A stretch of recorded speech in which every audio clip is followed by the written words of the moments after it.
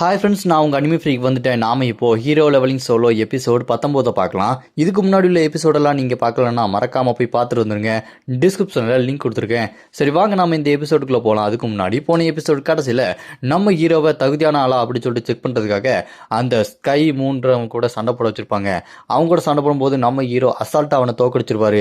அதோட போன எபிசோடு முடிஞ்சிருக்கும். வாங்க நம்ம இந்த எபிசோடில் என்ன நடக்குதுன்னு பார்க்கலாம். இந்த எபிசோடு ஸ்டார்டிங்கில் நம்ம ஹீரோ அவனை தோக்கடிச்சதுக்கப்புறம் அதை பார்த்துட்டு அந்த தாத்தா பிரசிடென்ட்டு பரவாயில்லையாப்பா, இவன் சொன்ன மாதிரி ஜெயிச்சிட்டானே அப்படின்னு சொல்லும்போது அங்கே இருக்க எல்லாருமே சந்தோஷப்பட்டுட்டு இருக்காங்க. அவனை உடனே ஹாஸ்பிட்டலுக்கு தூக்கி போங்கடா, அவன் என்னடா இப்படி அடிபட்டு சாக நிலமை இருக்கானடா அப்படின்னு சொல்லிட்டு நம்ம ஹீரோ கூட சண்டை போட்டவனை அப்படியே அங்கே தூக்கிட்டு போவாங்க. அங்கே தூக்கிட்டு போனதுக்கப்புறம் நம்ம ஹீரோ கிட்ட உன்னை வச்சுக்கிறேன்டா, உன்னை விட மாட்டேன்டா அப்படின்னு சொல்லிட்டு கோவத்தில் திட்டிட்டு அவன் அங்கேருந்து கிளம்பிடுவான். அவன் அங்கேருந்து கிளம்புனதுக்கப்புறம் நம்ம ஹீரோ இதெல்லாம் பார்த்துட்டு இவங்களுக்கு வேறு வேலை இல்லை, அவங்களா சண்டைக்கு வரானுங்க, அப்புறம் தோற்றதுக்கப்புறம் அழுத்துட்டு போகிறானுங்க அப்படின்னு சொல்லிட்டு நம்ம ஹீரோ பார்த்துட்டு இருக்கும்போது அங்கே ப்ரெஸ் மீடியாவிலேருந்து அந்த பொண்ணு வந்து நீங்கள் ஒரு இன்டர்வியூ கொடுக்க முடியுமா, நான் உங்ககிட்ட பேசணும் அப்படின்னு சொல்லிட்டு மைக்கு நீட்டினோன்னே நம்ம ஹீரோ இல்லை எனக்கு வேலை இருக்குது, நான் இன்டர்வியூலாம் கொடுக்க முடியாது, சாரி அப்படின்னு நம்ம ஹீரோ அங்கேருந்து போனோன்னே அதை பார்த்துட்டு இந்த பொண்ணு நான் எவ்வளோ ஃபேமஸான ஒரு ஆங்கரு, ஆனால் என்னையவே அசிங்கப்படுத்திட்டு போகிறானே அப்படின்னு சொல்லிட்டு அவளுக்கு செம சாக்கு. அப்படியே கட் பண்ணால் இந்த பக்கம் நம்ம ஹீரோ அந்த தாத்தா இருக்கிற அந்த பிரசிடென்ட் ஆஃபீஸுக்கு அப்படி உள்ளே வந்தால் அங்கே பார்த்தா நம்ம ஹீரோயினி இருப்பாங்க. அங்கே ஹீரோயினி வந்து நம்ம ஹீரோ கிட்ட பேசலாம்னு சொல்லிட்டு அப்படி நேராக கடந்து போயிடுவாங்க, வெளியே கண்டுக்கிடாமல் போயிடுவாங்க. அப்புறமா நம்ம ஹீரோ கிட்ட உட்காந்து பேசிகிட்டு இருக்கும்போது அந்த தாத்தா பிரசிடென்ட்டு நீ சொன்ன மாதிரி உன்னோட பவர்லாம் காமிச்சிட்ட, நீ ஏதாச்சும் வேணும்னா சொல்லு, நான் உனக்கு ஹெல்ப் பண்ணுறேன் அப்படின்னு சொல்லும்போது அதை கேட்டு நம்ம ஹீரோ நான் இன்னும் நிறையா பண்ணணும், அது மட்டும் இல்லாமல் அந்த ப்ளூ ஸ்கை யூனிவர்சிட்டி என்னோட வழியில் குறுக்க வந்துக்கிட்டு இருக்கானுங்க, அப்படின்னா அவங்கள நான் எப்படியா தடுத்து நிப்பாட்டி ஆகணும் அப்படின்னு சொல்லும்போது அதை கேட்டு பிரசிடென்ட் தாத்தாவும் அவங்க கூட இருக்க அந்த மஞ்சள் மண்டை என் ப்ரொஃபஸர்ஸ் எல்லாமே நீங்கள் என்ன வேணால் பண்ணுங்கள், அவங்க கூட நாங்கள் கோஆப்ரேஷன் பண்ணுவோம் அப்படின்னு சொல்லிட்டு நம்ம ஹீரோக்கு சப்போர்ட் பண்ணுற மாதிரி பேசிகிட்டு இருப்பானுங்க. அப்படி பேசிகிட்டு இருக்கும்போது நம்ம ஹீரோவும் சரி அடுத்து என்னை எது கூப்பிட்டீங்க அப்படின்னு கேட்கும்போது அங்கே அந்த ப்ரொஃபஸர் இந்த பிரின்சிபல் தாத்தா ஆர்கல் யூனிவர்சிட்டியோட ஒரு க்ரீன் கலர் கார்டு மாதிரி ஒன்று கொடுப்பாரு. அதே பக்கம் இந்த பக்கம் பார்த்தா நம்ம ஹீரோயினி அங்கே தாத்தாக்கு அங்கே இருக்க எல்லாருக்குமே டீ காஃபி எடுத்துகிட்டு வந்துருப்பா. எடுத்துகிட்டு வந்து நம்ம ஹீரோக்கு டீ கொடுத்துட்டு அங்கே இருக்க எல்லாருக்குமே டீ கொடுத்துட்டு இருக்கும்போது அங்கே அந்த பிரின்சிபல் தாத்தா கிட்ட எல்லாரும் பேசிகிட்டு இருப்பாங்க. அவனுங்க தலையை ஆடிட்டு இருப்பானுங்க. அப்படியே பார்த்தா இந்த பக்கம் நம்ம ஹீரோவும் ஹீரோயினி பேசிகிட்டு இருப்பாங்க. அப்போ நம்ம ஹீரோவும் ஹீரோயினியை பார்த்துட்டு ஒருத்தவங்களை வெக்கப்பட்டு இருப்பாங்க. சொல்லு ஏதோ சொல்ல வந்த சொல்லு அப்படி சொல்லும்போது அதை கேட்டு நம்ம ஹீரோயினியும் உன்னை இங்கே மறுபடியும் என்னோட யூனிவர்சிட்டியில் பார்த்ததுக்கு ரொம்பவே சந்தோஷமாக இருக்குது, நான் உன்னை என்ன பேசுகிறேன்னு தெரியலையே, எனக்கு ரொம்ப வெக்கமாக இருக்குது அப்படின்னு சொல்லிட்டு வெக்கப்பட்டு இருப்பா நம்ம ஹீரோயினி. அதை கேட்டு நம்ம ஹீரோவும் ஏன் இவ்வளோ வெக்கப்படுற, உனக்குலாம் செட் ஆகலை, ஓவராக நடிக்காது அப்படின்னு சொன்னேன். அப்படி இந்த பக்கம் பார்த்தா அந்த பிரின்சிபல் தாத்தா கூட இருக்க அந்த ப்ரொஃபஸர்ஸ் எல்லாத்தையுமே கூப்பிட்டு வெளியே வந்துருவார். இதுக்கப்புறம் ஆர்கல் யூனிவர்சிட்டியை பார்க்கறதுக்கு ஒரு ஆள் வந்துட்டாங்கன்னு நினைக்கிறேன். அதனால தான் அந்த ஆர்கல் யூனிவர்சிட்டியோட அந்த பச்சை கலர் போர்டை அவங்ககிட்ட கொடுத்தேன், அது மட்டும் இல்லாமல் என்னோட பேத்தியவே நான் அவங்ககிட்ட கொடுக்க போகிறேன் அப்படின்னு சொல்லிட்டு அங்கே தாத்தா அங்கே இருக்க ப்ரொஃபஸர்ஸ் எல்லாத்தையுமே சொல்லிட்டு இருப்பாரு. அப்படியே பார்த்தா கட் பண்ணால் இந்த பக்கம் அங்கே தாத்தா பேத்தி அப்புறம் நம்ம ஹீரோ இவங்க 3 பேர் பேசிட்டு போவாங்க.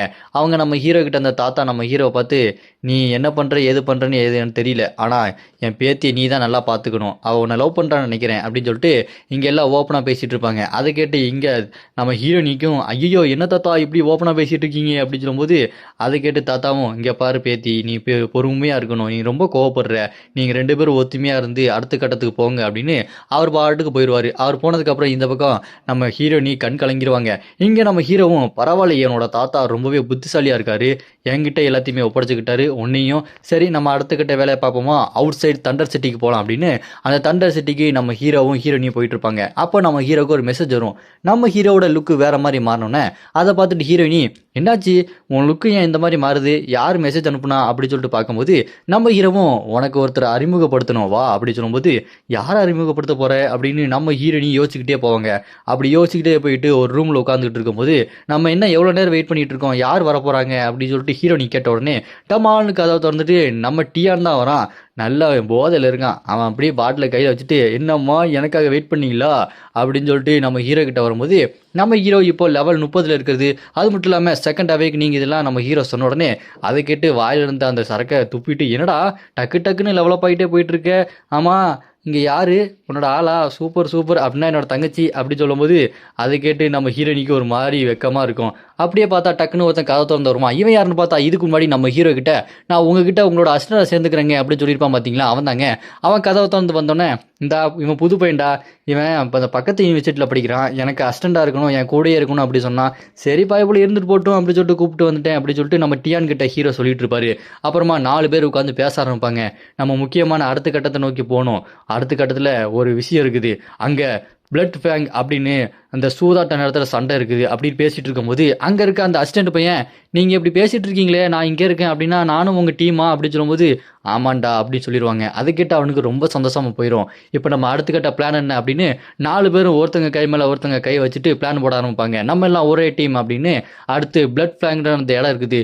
அங்கே சூதாட்டம் பண்ணி சண்டை போட்டுட்டு இருக்காங்க. அங்கே நம்மளுக்கு தேவையான ஒரு முக்கியமான விஷயம் இருக்குது. அங்கே நம்ம போகணும், நம்ம எல்லாருமே ஒன்றா போகணும், அங்கே நம்ம போய் சண்டையும் போடணும் அப்படி சொல்லும்போது, அதை கேட்டு நம்ம டியானோ கவலைப்படாதடா நான் பார்த்துக்கிறேன் அப்படின்னு சொல்லிட்டு அப்படியே கட் பண்ணா அந்த பிளட் ஃபேங்ன்ற அந்த கேம்லிங் ஃபைட் நடக்கிற அந்த இடத்துக்கு போவாங்க. அங்கே போய் பார்த்துட்டு என்ன இந்த சிட்டி பயங்கரமாக இருக்குது, நிறைய காசு செலவாகும் போல இருக்கே அப்படின்னு சொல்லும்போது, அதை கேட்டு டியானு, அதுதான் என்கிட்ட காசு இருக்கு, அது இல்லாமல் இந்த காசு உன்னோட தான், நீ நிறைய காசு வச்சிருந்த, ஆமாம் இந்த காசுலாம் நீ எப்படி சம்பாதிக்கிற அப்படின்னு சொல்லிட்டு டியான் சொன்னோன்னே, அதை கேட்டு நம்ம ஹீரோ டபால்னு டியானோட மூஞ்சில குத்தி, டேய் இந்த மாதிரிலாம் பண்ணிட்டு இருக்காரா, நான் தான் லீட்ரு, இங்கே நான் சொல்கிறத ஒழுங்காக கேட்டு கவனமாக நடங்க புரியுதா அப்படின்னு அவன் கையில் இருந்த காசை நம்ம ஹீரோ வாங்கிட்டு இப்போ நம்ம உள்ளே போகலாம் அப்படின்னு உள்ளே போவாங்க. அப்படி 4 பேரும் எங்களை தடுக்க யாரும் கிடையாதுன்ற மாதிரி உள்ளே போய்கிட்டே இருப்பாங்க. அப்படி போகும்போது நம்ம ஹீரோனி, ஏய் இவன் அந்த ஃப்ராடு இல்லை, இவன் என்ன இந்த ஃப்ராடு மாதிரி ஏதோ ஒன்று பண்ணிட்டு இருக்கான், இவங்ககிட்ட தான் நான் இதுக்கு முன்னாடி நிறையா காசு இழந்தேன் அப்படின்னு நம்ம ஹீரோனி அங்கே இருக்க ஒரு வயசான ஆளை பார்த்து சொல்லிட்டு இருக்க. அவன் முக்காடு போட்டு ஏதோ வித்துட்டு இருப்பான். அதை பார்த்து டியானு, ஆமாப்பா அவன் பார்க்க ரொம்ப மோசமான ஆள மாதிரி இருக்கான் அப்படின்னு சொல்லும்போது, நம்ம ஹீரோவும் சரி விடு அவன்கிட்ட போய் என்ன இருக்குன்னு பார்க்கலாம் அப்படின்னு அவங்ககிட்ட போய் இந்த பூஸ்டர் இந்த சீரம்லாம் எப்படி நல்லா மருந்தா இருக்குமா நல்லா இருக்குமா அப்படின்னு சொல்லும்போது, அதெல்லாம் நல்லா இருக்கும், ஆனால் அதுக்கு நிறைய காசாகும் தம்பி, அதெல்லாம் உங்ககிட்ட இருக்குமா அப்படின்னு நம்ம ஹீரோ கிட்டே நக்கலாக பேசிகிட்டு இருப்பான். நம்ம ஹீரோ ஒரு 4 இதை எடுத்துகிட்டு எனக்கு இது இவ்வளோ வேணும் கொடுக்க முடியுமா அப்படின்னு சொல்லும்போது, தம்பி அதுக்கெல்லாம் ரொம்ப காசு அதிகமாக செலவாகும் அப்படின்னு சொல்லிட்டு அவன் திமிரா பேச, நம்ம ஹீரோ டே உன்னை பற்றி எனக்கு நல்லா தெரியும்டா, நீ எத்தனை பேர் ஏமாத்திருக்க, ஒழுங்காக கொடுத்துட்டு அடுத்த வேலையை பார்த்துட்டு போ, இது ஒர்க் ஆகலை, இதாவது சைட் எஃபெக்ட் இருந்தது, உன் தலையை திருப்பிடுவேன் புரியுதா அப்படின்னு சொல்லும்போது, டேய் என்ன சொல்கிற இப்போ பாரு நான் குடிச்சு காமிக்கிறேன் பாரு அப்படின்னு குடிச்சிட்டு அந்த பாட்டில் அப்படி தூக்கி வீசுவான். வீசினதுக்கப்புறம் அவனுக்கு ஒரு மாதிரி வித்தியாசமாக நடக்கும், ஆனால் அந்தளவுக்கு ஒரு பவர் இருக்காது. டேய் பாத்தியா ஏமாத்துற மாதிரி தெரியுது, உண்மையானது கொடு அப்படின்னு சொல்லும்போது அப்படியே அவன் அங்கேருந்து எஸ்கேப் ஆகலான்னு சொல்லிட்டு பறந்து போயிட்டு இருப்பான். அடித்து நம்ம ஹீரோ அவனை பறக்க விட்டு, டேய் ஒழுங்காக உண்மையான சீரம்லாம் கொடுத்துரு, இந்த மாதிரி ஏமாத்துற வேலையை வச்சுக்காத புரியுதா அப்படின்னு சொல்லும்போது, நம்ம ஹீரோ டக்குன்னு ஒரு ஸ்கிரிப்ட் எடுத்துகிட்டு இந்தா இதில் எல்லாத்தையும் படித்து இதை மாதிரி உருவாக்கு, அது மட்டும் இல்லாமல் இதை கைரேகை வை, இதுக்கப்புறம் நீ என்னோட அடிமை மாதிரி இவ்வளோ காசை நீ எனக்கு கொடுக்கணும் அப்படின்னு நம்ம ஹீரோ அக்ரிமெண்ட்லாம் வாங்கி வச்சுருவான். வாங்கி வச்சதுக்கப்புறம் அப்படியே இந்த பக்கம் பார்த்தா அந்த கேம்லிங் ஃபைட்டு பயங்கரமாக நடந்துட்டு இருக்கும். ஒருத்தவங்களுக்குள்ள ஒருத்தவங்க சண்டை போட்டுட்டு இருக்கும்போது அவங்களுக்குள்ள பெட்டிங் பண்ணிட்டு இருப்பாங்க. அங்கே டிவியில் பார்த்தா யார் யார் சண்டை போடுறாங்க எப்படி சண்டை போடுறாங்கன்னு எல்லா விஷயமும் போயிட்டு இருக்கும். அங்கே வந்து ஒரு பொண்ணு நீங்கள் எப்படி பெட் கட்டுறீங்க எவ்வளோ பெட் கட்டுறீங்க அப்படின்னு சொல்லிட்டு எல்லாத்தையுமே கேட்டுட்டு இருப்பா. நம்ம ஹீரோவும் அந்த காயின் எல்லாம் எடுத்துட்டு இருக்க அங்கே ஒருத்தனை நாக் அவுட் பண்ணிட்டு ஜெயிச்சுட்டு கெத்தா நின்றுட்டு இருப்பான். இந்த மாதிரி அங்கே ஃபைட்லாம் போயிட்டு இருக்கும். நம்ம ஹீரோ கிட்டையும் நீங்கள் எப்போ சண்டை போட போறீங்க, யார் யார் சண்டை போட போறீங்க அப்படின்னு லிஸ்ட் கொடுங்க அப்படின்னு லிஸ்ட் எல்லாம் வாங்கிட்டு அடுத்த சண்டைக்கு நம்ம ஹீரோ எல்லாம் பேர் கொடுத்து வச்சுட்டு இருப்பான். அப்படி பேர்லாம் கொடுத்ததுக்கப்புறம் நம்ம ஹீரோ நீங்களாம் ரெடியாக இருங்க, சண்டைக்கு போய் உங்களோட பவர் என்னன்னு காமிச்சிட்டு வாங்க அப்படின்னு நம்ம ஹீரோ அங்கே இருக்க எல்லாத்தையுமே சொல்லி சண்டைக்கு அனுப்பி வச்சுருவான். அப்படியே கட் பண்ணால் அவங்களும் சண்டைக்கு போயிட்டு ரெடியாக இருப்பாங்க. நம்ம ஹீரோவும் காசெல்லாம் எடுத்து ரெடியாக இருப்பான். அங்கே பார்த்தா டிவியில எல்லாம் நம்ம ஹீரோ இங்கே முக்காடு போட்ட ஒரு கிழமை இருந்தான் பாருங்க வயசான ஆளு, அவங்க சண்டை போட்டது எல்லாத்தையுமே நம்ம ஹீரோ பார்த்துட்டு இருப்பான். அதை பார்த்து அவன் பாத்தியா தம்பி நான் எவ்வளோ சண்டை போடுறேன் அப்படின்னு சொல்லிட்டு அவன் பெருமை பீத்திட்டு இருப்பான். அதெல்லாம் பரவாயில்ல, ஒழுங்காக நீ அக்ரிமெண்ட் போட்ட மாதிரி எனக்கு காசு கொடுக்கணும் புரியுதா அப்படின்னு நம்ம ஹீரோ அங்கேருந்து கிளம்பிடுவார். அப்படியே கட் பண்ணா இந்த பக்கம் நம்ம டியானு அவன் ஸ்வாடை வச்சு அசால்ட்டாக தோக்கடிச்சிட்டு கெத்தா நிற்பான். அப்படியே இந்த பக்கம் பார்த்தா அந்த அசிஸ்டண்ட் பையன் மலமாடு மாதிரி ஒருத்தர் இருப்பான், அவன் கூட சண்டை போட்டுட்டு இருப்பான். இந்த பக்கம் பார்த்தா நம்ம ஹீரோயினி நம்ம ஹீரோக்கிடையே ஒரு ஃபேக்கான சண்டையை போட்டுட்டு இருப்பாங்க. அப்புறமா கட் பண்ணா இந்த பக்கம் நம்ம ஹீரோயினி இன்னொருத்தவங்க கூட சண்டை போட்டுட்டு இருப்பாங்க. இந்த மாதிரி லைவ்ல டிவியில் எல்லாத்தையுமே பார்த்துட்டு இருப்பாங்க.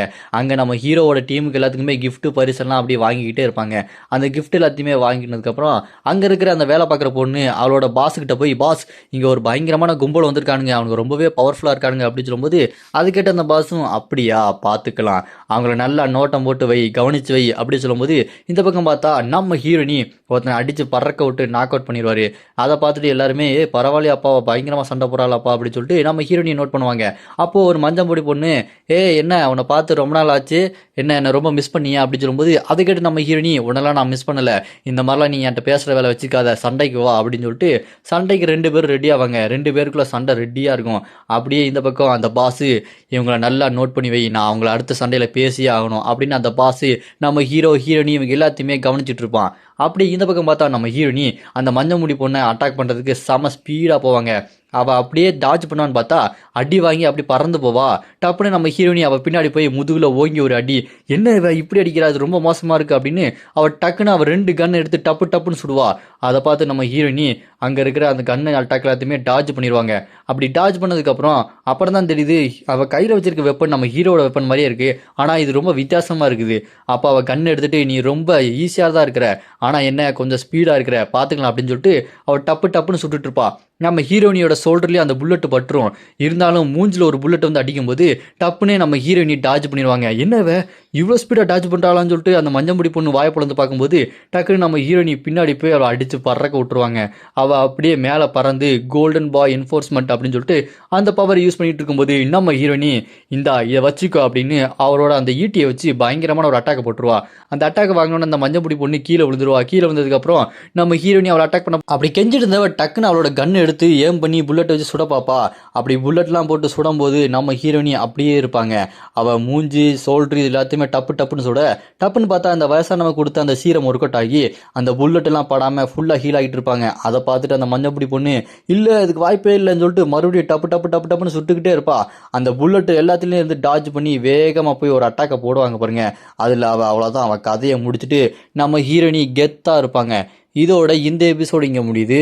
இதுக்கப்புறம் என்ன நடக்க போகுது அப்படின்றத நம்ம அடுத்த எபிசோட பார்க்கலாம். உங்களுக்கு அடுத்த எபிசோட் வேணும்னு நினைச்சீங்கன்னா மறக்காம கமெண்ட்ல அப்படின்னு கமெண்ட் பண்ணுங்க.